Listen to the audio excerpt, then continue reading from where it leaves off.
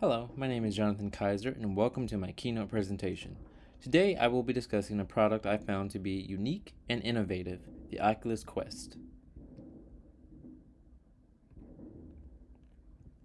The Oculus Quest is the latest generation of the Oculus virtual reality gaming console.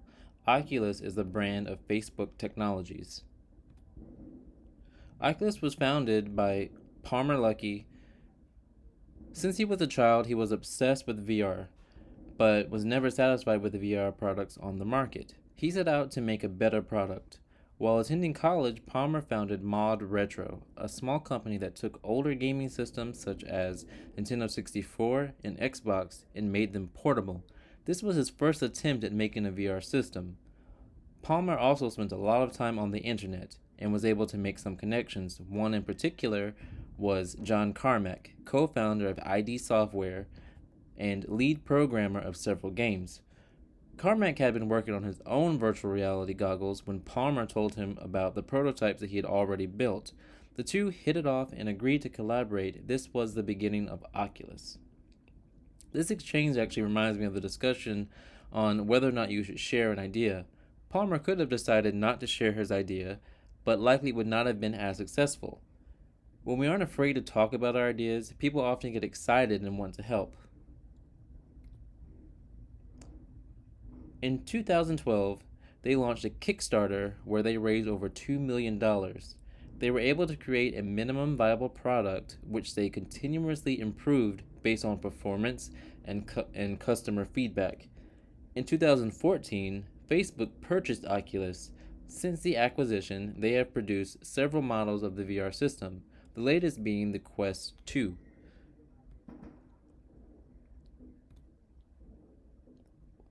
What sets the Oculus apart is it transports players into a unique virtual reality. Its next generation interface allows the user to create a safe zone in their home, which prevents them from bumping into things while gaming. It also tracks players' hands in real time, allowing you to use your hands as a controller. This has never been done in virtual gaming prior to the Oculus. You might be wondering, what need is being met?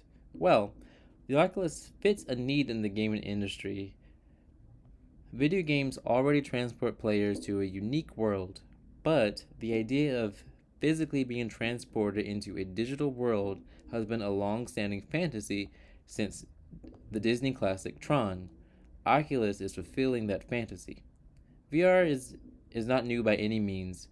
The technology has been around for decades. However, Oculus takes technology several steps forward and is a much more active gaming experience than stationary gaming consoles.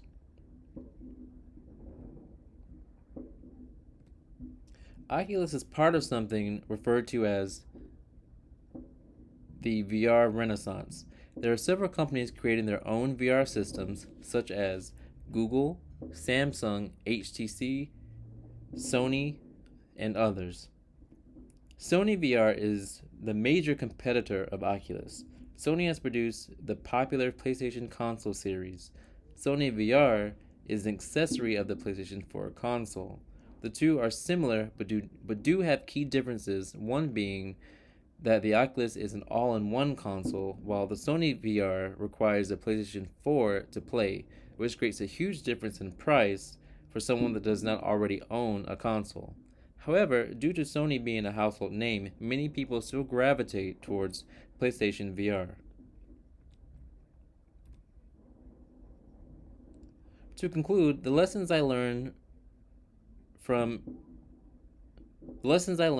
researching the Oculus Quest are, first and foremost, in business it is difficult to achieve your dreams on your own.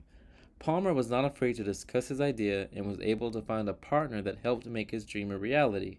The second lesson is that the lean startup model works. Using feedback to constantly improve your product helps create a great product. Lastly, have a minimum viable product, something people can see and interact with. This gets people excited about your product and are more willing to help. This also builds trust with your investors because they can see you have something already made and they know you're capable of making what you say you can make. As a gamer, I can say I'm excited to see where we go in the future in terms of VR. Once again, I am Jonathan Kaiser, and thank you for viewing my keynote presentation.